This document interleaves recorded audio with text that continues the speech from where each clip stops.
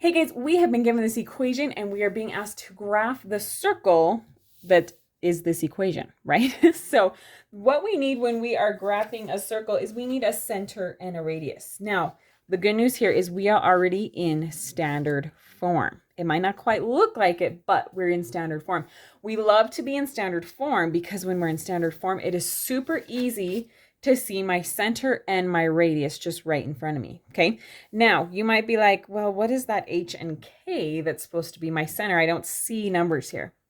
Well, we could rewrite this as x minus 0 squared, right? That's not going to change my equation. And I could also write y minus 0 squared, right? And that is equal to 81. So basically, when you don't have numbers in here being added or subtracted to the x and y, they're just zeros, okay? If you want to see an example where there are numbers in here, I'll link one for you in the corner, okay? So basically, when you just have an x squared or just a y squared, that means that that number in the ordered pair is just a 0. And so for this one, the center happens to be at my origin, or 0, 0, right? The center of my circle is there. Now, what I need to know next to be able to graph this is my radius.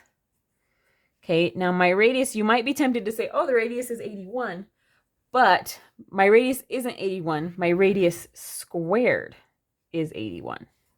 So to figure out what my radius is, I'm going to take the square root of both sides, okay, because that cancels out that squared. And I end up with r equals the square root of 81, which is 9. Okay, now normally when we introduce a square root, we would have our answer be plus or minus 9. But since we're figuring out a radius, it's a distance, so I don't need to worry about the negative. Okay, so my radius is just 9. Now that I have the center and the radius, I can graph this. Okay, so here is, hold on, I'm picking it up. Here we go. Here is my coordinate plane. Okay, and my center, the center of my circle, is at 0, 0. So it's right here. Okay. And then my radius, that is what the distance from the center of the circle to the edge of the circle, right? In every direction.